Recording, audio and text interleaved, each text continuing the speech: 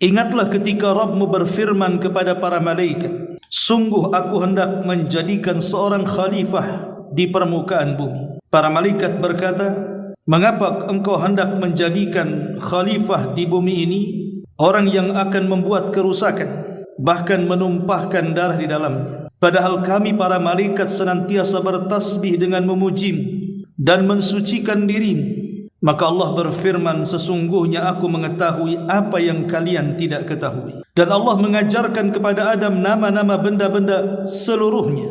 Kemudian mengemukakan kepada para malaikat, lalu berfirman, sebutkanlah kepadaku nama benda-benda tersebut, jika kalian memang benar-benar orang yang benar. Para malaikat menjawab, maha suci engkau ya Rabb, tidak ada yang kami ketahui selain apa yang engkau telah ajarkan kepada kami. Sesungguhnya engkau lah yang maha mengetahui lagi maha bijaksana. Allah pun berfirman, wahai Adam, beritahukan kepada mereka para malaikat nama-nama benda itu.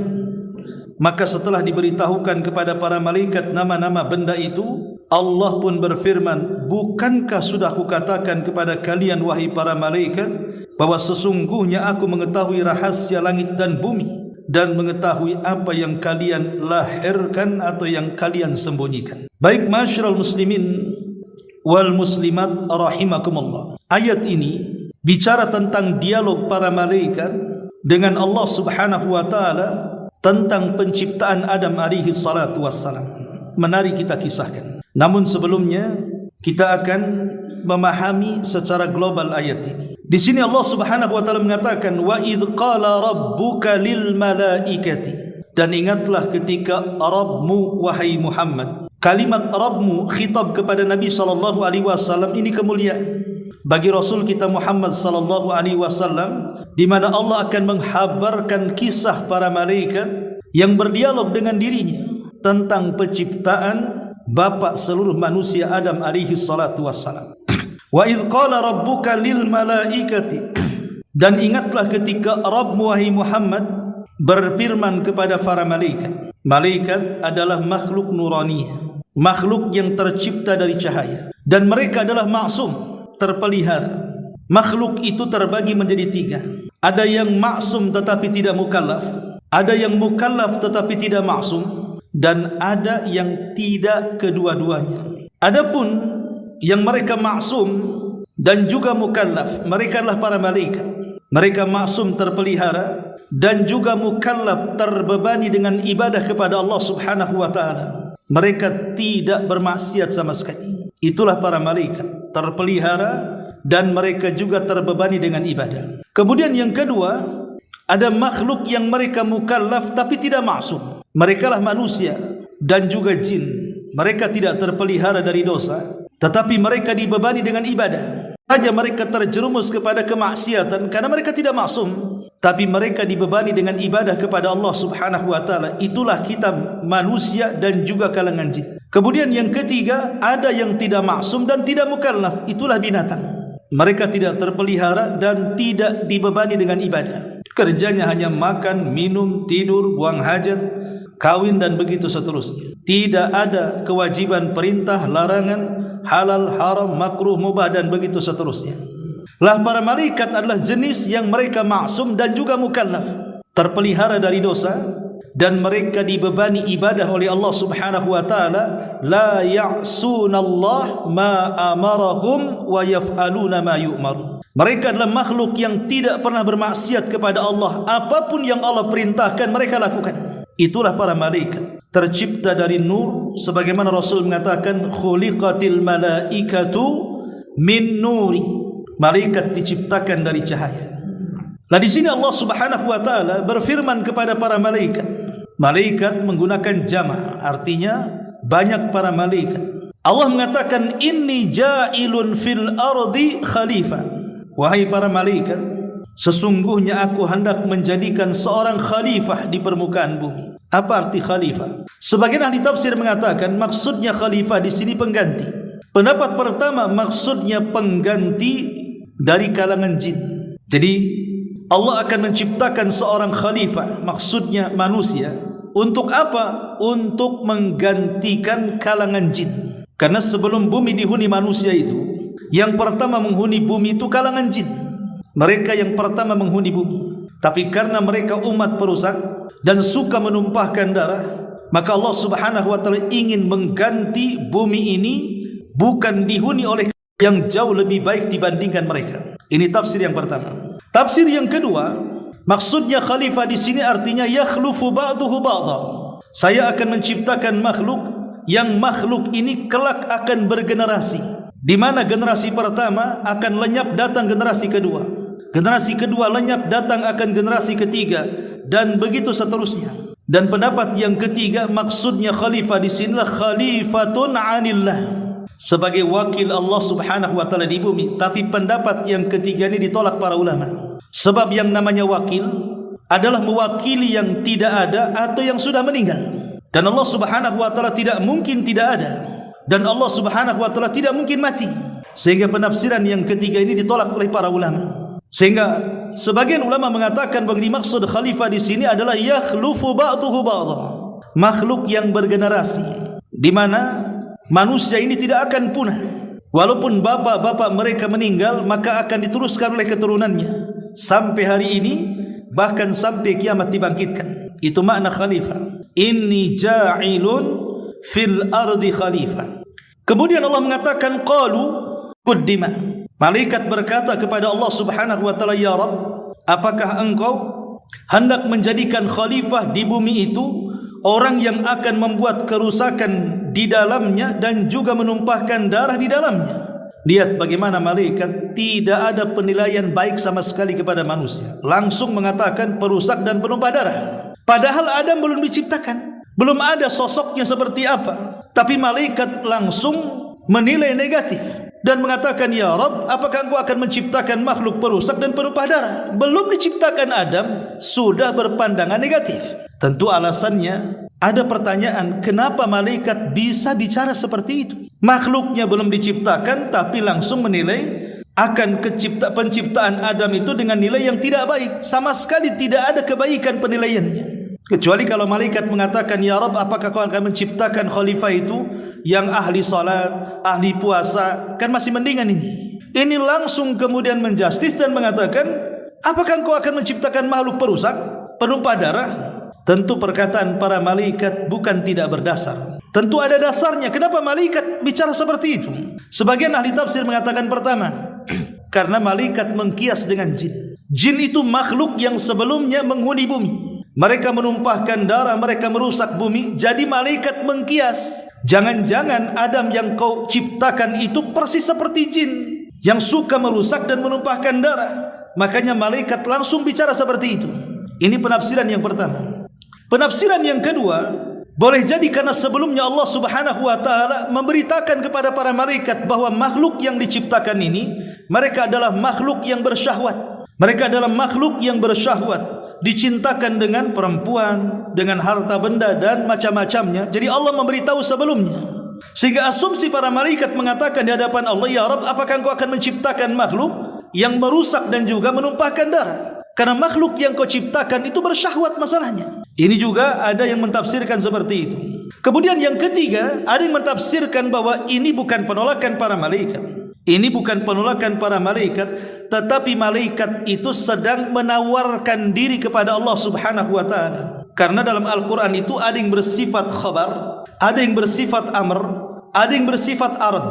Namanya khabar yang menghabarkan, amr itu artinya perintah, kalau ard itu menawarkan. Jadi malaikat ini sedang menawarkan, seolah-olah malaikat mengatakan, ya Rabb, untuk beribadah kepadamu, nanti bagaimana kalau seandainya mereka merusak dan menumpahkan darah? Sebaiknya tidak usah kau ciptakan, biar kami saja yang kau turunkan ke bumi. Nanti kami akan bertasbih, kami akan memujimu, kami akan membersihkan dan mensucikan dirimu. Tidak perlu kau ciptakan khalifah itu.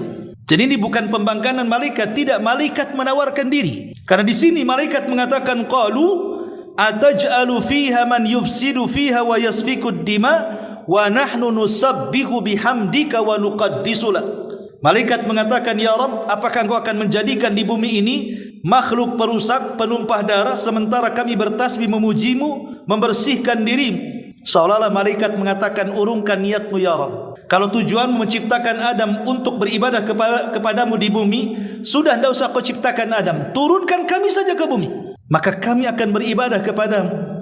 Jadi ini bentuk arad, sehingga ada sebagian ahli tafsir mengatakan malaikat ini tergesa-gesa. Kenapa tergesa-gesa? Adam belum tercipta. Kenapa dia bicara seperti itu? Makanya Allah mengatakan inni a'lamu ma la ta'lamun. Saya lebih tahu tentang kalian. Memang kalian lebih tahu ataupun tahu soal bagaimana jin merusak bumi.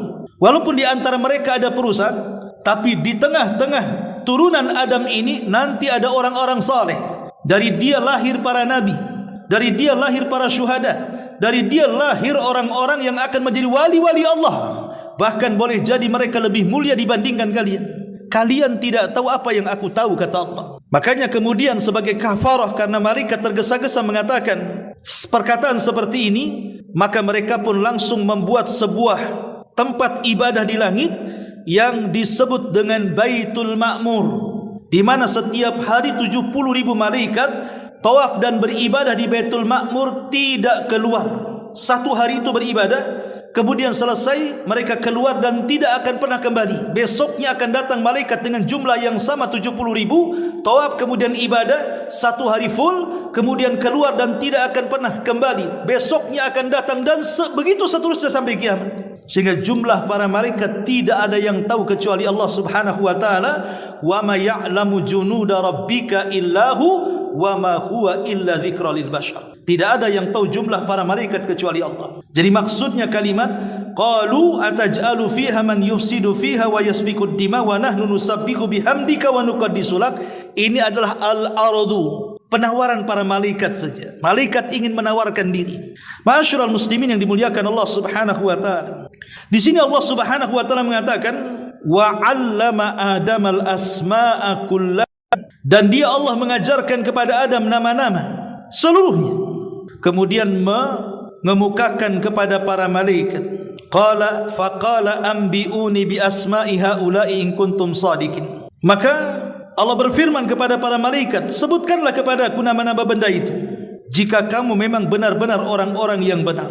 Ayat 31 Al-Baqarah ini Allah ingin menjelaskan kepada kita tentang apa yang dikatakan para malaikat, bahwa asumsi para malaikat bahwa makhluk yang akan diciptakan oleh Allah itu akan menjadi makhluk perusak dan penumpah darah dibantah di sini, bahwa makhluk ini jauh lebih mulia dibandingkan kalian. Jadi makhluk yang akan saya ciptakan seolah-olah Allah katakan akan jauh lebih mulia dibandingkan kalian. Kenapa?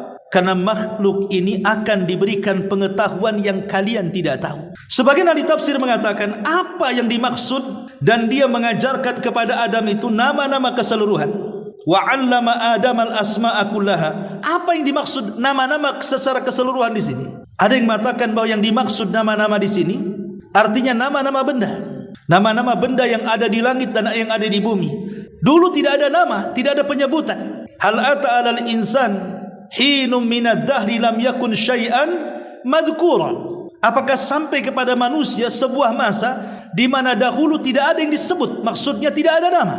Maka Allah Subhanahu wa taala ajarkan kepada Adam nama-nama. Ini namanya bintang, ini namanya bulan, ini namanya matahari, ini namanya langit, ini namanya galaksi. Kemudian ke bumi ini namanya sungai, lautan, hutan, ini ikan itu, ikan ini buah itu, dan macam-macam. Dan itu malaikat tidak tahu. Ini satu penafsiran. Penafsiran yang kedua, yang dimaksud al-asma'a kullaha di sini artinya bahasa. Di mana Allah Subhanahu wa taala mengajarkan kepada para malaikat seluruh bahasa yang akan diucapkan oleh keturunannya. Kalau seandainya Nabi Adam hidup di zaman sekarang, dia datang ke Batam, maka dia pandai berbahasa Melayu. Kalau dia safar ke Jawa, maka dia akan berbahasa Jawa. Kalau dia safar ke Flores, kemudian ke Padang, maka pandai berbahasa Minang. Kalau dia ke Australia sana, maka dia pandai berbahasa Inggris.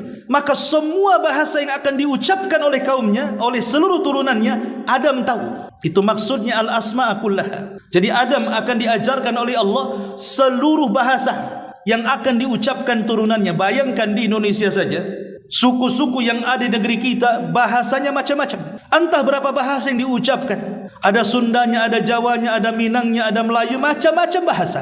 Tapi Adam sanggup berdialog dengan seluruh bahasa dari turunannya. Ini juga di antara penafsiran para ulama, dan ini tidak diajarkan oleh para malaikat. Wa 'allama Adamal asma'a kullaha thumma aradahum 'alal malaikah. Setelah itu Allah Subhanahu wa taala kemudian mencoba menguji para malaikat. Aku sudah ajarkan nama-nama kepada Adam. Sekarang saya akan uji kalian. Ini apa namanya? Itu apa namanya? Ini apa namanya? Itu apa namanya? Ambiuni bi asma'i haula. Sekarang habarkan kepada kami nama-nama itu. Malaikat terdiam. Sehingga malaikat akhirnya menyerah dan mengatakan, qalu subhanaka la ilma lana illa ma 'allamtana. Maha suci Engkau ya Rabb, kami tidak memiliki pengetahuan kecuali apa yang Kau ajarkan kepada kami. Innaka antal alimul hakim, karena Engkau zat yang maha mengetahui lagi maha bijaksana. Dari sini Allah Subhanahu wa taala ingin buktikan bahwa Adam lebih unggul dibandingkan para malaikat. Qala ya Adam ambihum bi asma'ihim. Wahai Adam, sekarang buktikan kepada para malaikat nama-nama yang sudah kuajarkan kepadamu, bahasa yang sudah kuajarkan. Maka Adam pun memberitahu mereka. Falamma ambahum bi asma'ihim. Ketika kemudian Adam pun memberitahu ilmu yang sudah Allah ajarkan kepadanya di hadapan para malaikat, dan malaikat terdiam, tidak sanggup untuk menjawab, maka Allah Subhanahu wa taala akhirnya mencabar mereka dan mengatakan, alam aqul lakum inni a'lamu ghaibas samawati wal ardh wa a'lamu ma tubduna wa ma kuntum taktumun. Allah mengatakan, bukankah sudah kukatakan, aku ini mengetahui segala sesuatu yang gaib, baik di langit atau di bumi, baik yang tampak atau yang tersembunyi, aku tahu semuanya. Dari sini kata para ulama bahwa bagaimana Allah Subhanahu wa taala mengunggulkan Adam di antara para malaikat dengan apa? Dengan ilmu pengetahuan. Kalau kita ingin mengungguli para malaikat, maka cerdaslah dalam ilmu. Ada sebagian ulama memerinci, kenapa Adam alaihi salatu wasallam dimuliakan oleh para malaikat? Pertama, karena Adam diciptakan langsung oleh Allah, langsung dibentuk oleh Allah Subhanahu wa taala dengan tangannya. Untuk apa? Untuk menghilangkan kesombongan iblis. Kemudian yang kedua, Allah agungkan Adam di antara para malaikat dengan sujudnya para malaikat kepada Adam. Dan itu tidak pernah dilakukan kepada iblis atau sebaliknya, Adam sujud kepada para malaikat. Yang ketiga, Allah ajarkan kepada Adam nama-nama atau ilmu yang Allah tidak ajarkan kepada jin dan juga para malaikat. Dari sini tiga perkara ini menunjukkan tentang kemuliaan Adam di atas malaikat, bahkan di atas kalangan jin. Adam jauh lebih mulia di antara mereka. Baik, ini makna secara global dari surah Al-Baqarah 30-33. Baik, kita akan rinci kisahnya.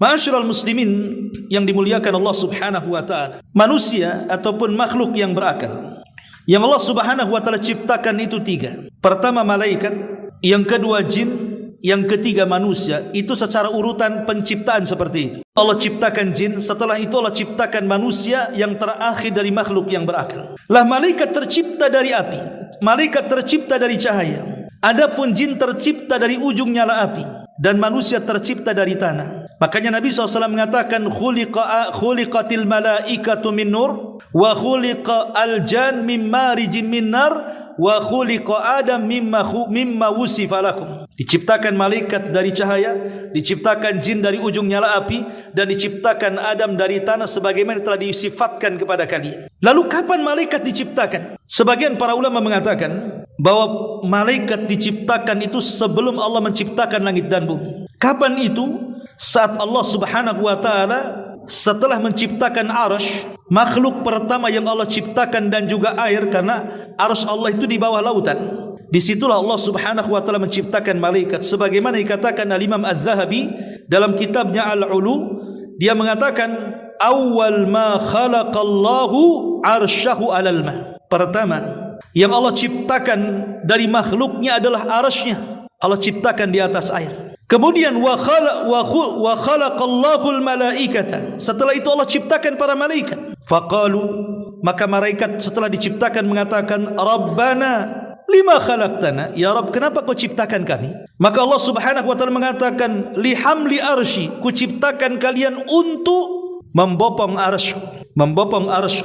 Faqalu, dia mengatakan, wa may yaqwi ala dzalik, siapa yang kuat memikul arsy-Mu ya Rabb? Arsy-Mu sebesar itu, siapa yang kuat? Kenapa malaikat mengatakan seperti ini? Bayangkan ketika Nabi mengatakan bandingan bumi dengan langit saja seperti cincin diletakkan di padang pasir. Cincin itu buminya, padang pasir itu langitnya. Kalau dikumpulkan langit dan bumi dengan kursi Allah, maka sama dengan cincin diletakkan di padang pasir. Cincin itu langit dan buminya, kursi itu adalah padang pasirnya. Makanya Allah mengatakan wasi'at kursiyuhus samawati wal ardh. Kursinya Allah itu meliputi langit dan bumi. Kalau seandainya semua makhluk digabung, kemudian dibandingkan dengan arsy Allah Subhanahu wa taala, sama dengan cincin diletakkan di padang pasir. Cincin itu semua makhluknya dan arsy itu padang pasirnya. Macam mana yang menciptakannya? Allahu Akbar. Allah lebih besar daripada makhluknya. Pertanyaannya, makhluk sebesar itu, tiba-tiba Allah mengatakan kepada para malaikat, ketika malaikat mengatakan, apa tujuan menciptakan kami ya Rabb? Kata Allah, untuk memikul arasku, katanya. Malaikat mengatakan, siapa yang bisa tahan memikul arasmu, kata para malaikat. Maka Allah mengatakan, faqulu la haula wala quwwata illa billah. Tidak ada daya dan kekuatan melainkan milik Allah Subhanahu wa taala, zat yang maha tinggi lagi maha agung. Ketika semua malaikat mengucapkan kalimat itu, maka terpilihlah 8 malaikat pemikul arsy dan sanggup memikul arsy. Kata Rasul, Allah sudah mengizinkan kepadaku untuk mensifati malaikat pemikul arsy, di mana kakinya menembus 7 lapis bumi, kemudian badannya menjulang menembus langit sampai 7 lapis langit sampai ke kursi, kemudian tanduknya itulah memikul arsy Allah Subhanahu wa taala. Sebesar itulah malaikat arsy. Kalau ini bukan Nabi yang menceritakan, tentu hanya hayalan. Tapi hadis ini sahih. Nabi SAW yang menceritakan tentang sifat para malaikat pemikul arsy. Yang Allah katakan, alladzina yahmiluna arsya rabbih. Malaikat-malaikat yang memikul arsy itu, di mana kakinya menembus 7 lapis bumi, badannya menembus lapisan langit, baru tanduknya kemudian memikul arsy Allah Subhanahu wa taala. Dan jumlah mereka 8 malaikat. Dan Allah Maha Kuasa, sehingga ketika para ulama menjelaskan tentang faedah mengucapkan la haula wala quwata illa billah, salah satunya adalah untuk memberikan kekuatan kepada kita. Makanya dianjurkan kalau antum sedang sakit atau ada orang yang sakit terbaring, ya kita ini kan hanya mencari sebab saja, kesembuhan tetap milik Allah Subhanahu wa taala. Tapi kalau harus dijadikan zikir bagi orang-orang yang sakit parah, maka ulama mengatakan perbanyaklah zikir bagi orang yang sakit itu, la haula wala quwata illa billahil aliyil azim. Lihat malaikat yang lemah saja tiba-tiba kuat dengan zikir seperti ini dan sanggup memikul arsy-Nya. Ada ini faedah dari para ulama mengatakan seperti itu. Baik, ma'asyiral muslimin wal muslimat rahimakumullah. Lah malaikat ini setelah Allah Subhanahu wa taala ciptakan, sebelum menciptakan langit dan bumi, para malaikat ini dibebani oleh Allah Subhanahu wa taala sebagai utusan Allah Subhanahu wa taala untuk mengatur alam semesta. Untuk mengatur alam semesta. Maka keberadaan para malaikat, kata 5. Pertama, faedah keberadaan malaikat bagi kita, pertama, sebagai pengetahuan bahwa Allah Subhanahu wa taala zat yang maha agung, maha kuat dan perkasa. Dia sanggup menciptakan para malaikat sekuat itu dan sebanyak itu untuk dijadikan tentara-tentaranya. Makanya kalau seandainya satu bumi manusia kufur, tidak akan mengurangi kekuasaan Allah. Kalau manusia bahkan jinnya satu bumi ini mereka beriman, tidak akan menambah kekuasaan Allah. Kenapa? Karena Allah punya pasukan malaikat. Cukup dengan mereka beribadah kepada Allah Azza wa Jalla. Allah tidak berhajat dengan kita. Kita yang berhajat dengan Allah Subhanahu wa taala. Kita harus bersyukur kepada Allah Azza wa Jalla, di mana Allah menciptakan para malaikat untuk membantu kehidupan kita, untuk menjaga kita, mencatat amal-amal kita, menolong kita, membantu kita, dan begitu seterusnya. Tanpa para malaikat, manusia akan susah hidup. Karena ada di antara tugas malaikat yang menurunkan hujan, kemudian menumbuhkan tumbuh-tumbuhan, kemudian ada malaikat yang senantiasa menjaga kita dari kecelakaan, dari kebinasaan, dan begitu seterusnya. Kalau bukan karena Allah kemudian para malaikat, hidup kita tidak akan seenak seperti ini. Maka kita harus bersyukur kepada Allah. Dan yang ketiga, bagaimana Allah Subhanahu wa taala ketika menciptakan malaikat menunjukkan begitu detail dan tertibnya Allah Subhanahu wa taala menciptakan makhluknya. Sampai malaikat saja tugasnya macam-macam. Padahal Allah Subhanahu wa taala sanggup mengurus sendirian. Tapi kenapa Allah Subhanahu wa taala kemudian menciptakan para malaikat untuk bertugas sebagai perintah Allah Subhanahu wa taala menjaga alam semesta ini? Tidak lain dan bukan hikmahnya, tentu hanya Allah yang tahu. Tetapi ini juga bisa kita ambil petik hikmahnya tentang bagaimana Allah itu memiliki kedisiplinan yang luar biasa ketika menjaga tatanan alam semesta ini. Sampai banyak para malaikat yang ditugaskan macam-macam. Ma'asyiral muslimin wal muslimat rahimakumullah. Baik, dalam ayat ini Allah Subhanahu wa taala ingin menjelaskan kepada kita tentang hubung kait para malaikat dengan manusia. Jadi sejak Allah Subhanahu wa taala menciptakan Adam, kemudian Allah Subhanahu wa taala memberitahu para malaikat, dan ketika Allah Subhanahu wa taala betul-betul menciptakan Adam, yang diperintahkan untuk mengambil bahan bakunya juga siapa? Malaikat juga. Al-Imam Ibnu Katsir rahimahullahu taala menyebutkan di dalam kitabnya Al-Bidayah wan Nihayah dari riwayat Abi Hurairah radhiyallahu anhu tentang kisah penciptaan Adam. Pertama, Allah Subhanahu wa taala mengutus Jibril dan mengatakan, "Ya Jibril, turun kau ke bumi, ambil beberapa sifat tanah, kemudian bawa ke hadapanku." Maka Jibril kemudian datang ke bumi, tetapi ketika hendak mengambil tanah di bumi, bumi marah dan memarahi Jibril dan mengatakan, "A'udzu billahi mink an tunqisa minni." Kata bumi kepada Jibril, "Wahai Jibril, aku berlindung kepada Allah. Jangan sekali-kali kau kurangi tanah yang ada di bumi. Pergi kau ke sana." Diusir oleh bumi Jibril. Maka Jibril pun kemudian tidak jadi mengambil, kemudian kembali menghadap Allah Subhanahu wa taala. Kemudian setelah itu karena gagal mengambil tanah, Allah kirim Mikail. Ketika Mikail hendak mengambil tanah di bumi, bumi marah lagi dan mengatakan, "A'udzu billahi min." Aku berlindung kepada Allah dari kamu untuk kau kurangi tanah yang ada di bumi. Pergi kamu sana. Maka Mikail pun kemudian gagal mengambil tanah dan kembali menghadap Allah Subhanahu wa taala. Kemudian Allah utus beberapa malaikat, semuanya gagal. Maka yang terakhir Allah Subhanahu wa taala mengutus malakul maut dan mengatakan, "Ya malakul maut, ambil tanah di bumi sebagai bahan baku Adam." Maka malakul maut pun kemudian turun ke bumi. Ketika hendak mengambil, bumi mengatakan, "A'udzu billahi min." Aku berlindung kepadamu untuk mengurangi tanah yang ada di bumi. Tapi malakul maut juga mengatakan, "Aku juga berlindung kepada Allah kalau aku tidak mengambil tanahmu di bumi," katanya. Mau tidak mau, akhirnya malakul maut pun mengambil beberapa tanah dan sifat-sifatnya di bumi. Jadi diambil dari tanah yang bersifat keras, ada yang bersifat lembek, ada yang tengah-tengah di antara keduanya dengan berbagai macam warna, ada yang tanah hitam, merah, putih dan begitu seterusnya. Dan itu akan menjadi watak dan sifat-sifat manusia disesuaikan dengan sifat tanah. Makanya wajar ada manusia yang berkulit putih, mungkin tanah putih, ada yang berkulit hitam, mungkin tanah kebakar, ada yang berkulit belang-belang, mungkin campuran, kan gitu. Ada yang keras hatinya, mungkin tanahnya keras. Ada yang lembut hatinya, mungkin lempung. Ada yang suka bersengketa, ya tanah sengketa, dan begitu seterusnya. Ya. Boleh jadi mungkin manusia itu memiliki sifat-sifat yang ada pada tanah itu. Makanya Rasul mengatakan, "Wa khuliqa Adam mimma wusifa lakum." Dan Adam diciptakan sesuai dengan sifat-sifat yang telah Allah berikan kepada kalian.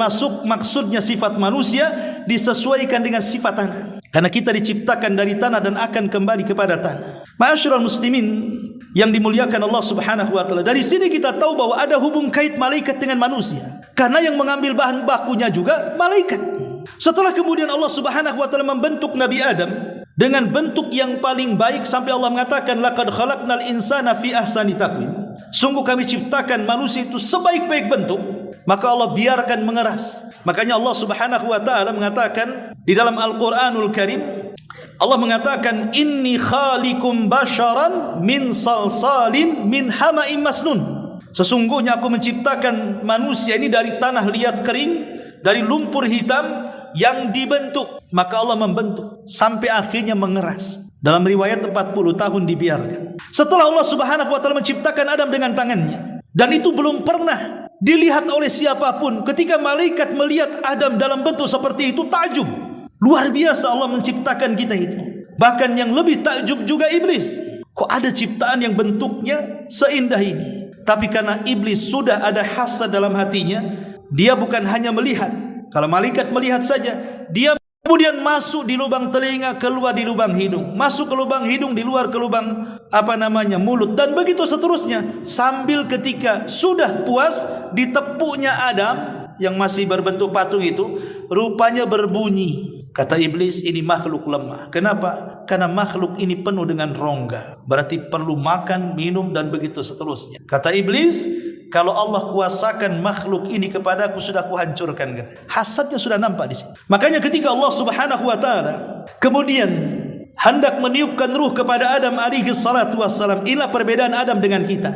Kalau Adam itu dibentuk dulu jasadnya, baru diciptakan ruhnya. Kalau kita diciptakan ruhnya dulu, baru dibentuk jasadnya. Jadi Adam itu dibentuk dulu jasadnya, baru ruhnya diciptakan. Dan Allah Subhanahu wa taala menciptakan ruh Adam ini dinisbatkan kepada dirinya. Sama dengan Isa bin Maryam. Ini dua ruh yang dinisbatkan kepada Allah adalah ruhnya Adam dan ruhnya Isa bin Maryam. Allah mengatakan terhadap Isa, wa kalimatuhu alqaha ila Maryam wa ruhum minhu, dan ruhnya dari Allah. Seolah apa? Ruhnya Isa disandarkan kepada Allah. Adam juga sama. Fa idza sawaituhu wa nafakhtu fihi min ruhi, dan apabila sudah kusempurnakan ciptaannya, fa idza sawaituhu wa nafakhtu, dan aku tiupkan min ruhi, dari ruhku. Lihat di sini ruhku, ini maksudnya Allah di sini.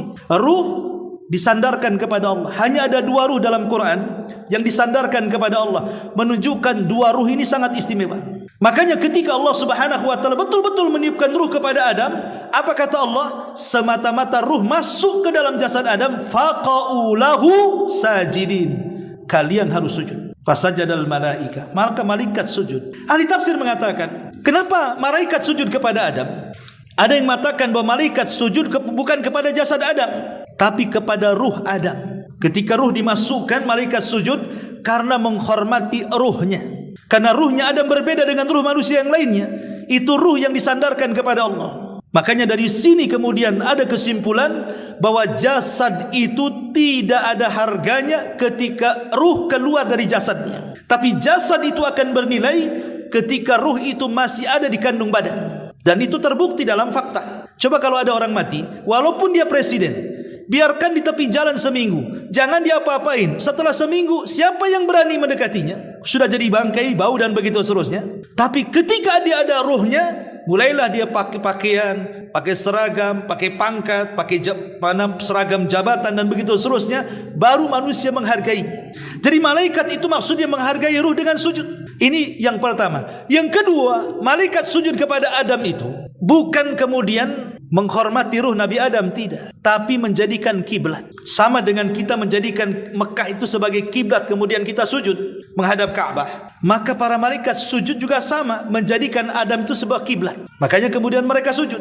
Dan sujud di sini bukan sujud ibadah, karena tidak boleh sujud ibadah diberikan kecuali kepada Allah. Maksudnya di sinilah sujud penghormatan. Sama kalau TNI itu meletakkan tangan di kepala begini, ini menghormat namanya. Jadi malaikat itu seperti itu menghormati dengan cara sujud. Tapi ini sujud penghormatan, bukan sujud ibadah. Karena sujud ibadah tidak boleh kecuali diberikan kepada Allah Subhanahu wa taala.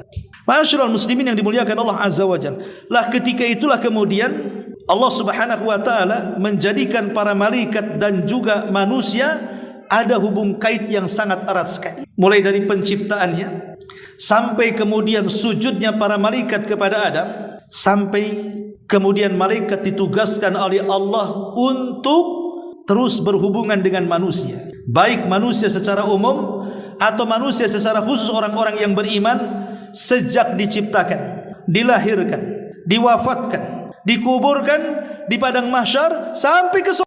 Adapun hubung kait dengan kita manusia biasa, maka sejak kita diciptakan oleh Allah Subhanahu wa taala, kita diciptakan dalam bentuk janin dalam perut ibu, 40 dalam bentuk sperma, 40 berikutnya dalam bentuk darah, 40 berikutnya dalam bentuk daging. Kemudian ketika lengkap 4 bulan, kemudian ditiupkan ruh. Siapa yang meniupkan ruh? Malaikat. Ditugaskan oleh Allah untuk meniupkan ruh ke dalam janin kita. Kemudian dicatat berapa rizkinya, berapa bahagianya, berapa celakanya, berapa umurnya, dan begitu seterusnya. Kemudian lahir ke bumi. Allah simpan satu malaikat untuk memberikan was-was kebaikan, sebagaimana Allah simpan satu jin untuk memberikan was-was keburukan. Itulah qarin.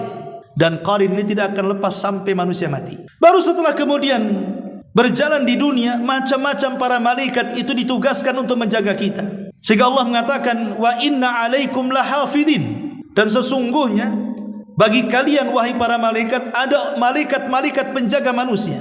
Coba bayangkan ketika kita naik kendaraan, yang harusnya ketabrak tidak ketabrak, siapa yang menyelamatkan? Malaikat. Yang harusnya kepeleset tidak kepeleset, siapa yang menyelamatkan? Para malaikat. Yang harusnya jatuh tidak jatuh, siapa yang menyelamatkan? Para malaikat. Kemudian kita tidur, yang harusnya banyak semut dan serangga masuk ke lubang hidung, masuk ke lubang telinga, tapi tidak ada serangga yang masuk ke lubang-lubang yang ada di badan kita. Padahal hari-hari kita musuhan dengan binatang. Coba lihat, semut kita semprot baygon, kemudian nyamuk juga kita bantai di rumah itu. Semua hasyarat, makhluk-makhluk kecil kita sapu, kita buang keluar. Kalau Allah taruh dendam kepada makhluk-makhluk kecil ini, boleh jadi kita tidak mungkin hidup di bumi. Tidur sebentar tahu-tahu penuh dengan nyamuk, penuh dengan semut, penuh dengan kecoa, macam-macam kan. Tapi itu semua tidak mendekati kita. Siapa yang jaga? Siapa yang menjauhkan makhluk-makhluk itu dari kita? Pada kita sedang tidur tidak sadar, para malaikat yang ditugaskan untuk menjaga kita. Lihat bagaimana hubung kait yang luar biasa. Dan ini pembahasan yang sangat panjang sekali. Ya, nanti ayat selanjutnya baru kita jelaskan hubung kait bagaimana betapa akrabnya para malaikat dengan kita kaum muslimin dan kaum mukminin dari perjalanan lahir sampai seseorang itu dimasukkan ke dalam surga. Wallahu alam, saya kira cukup sampai di sini dulu. Subhanakallahumma bihamdika asyhadu an la ilaha illa anta astaghfiruka wa atubu ilaik. Allahu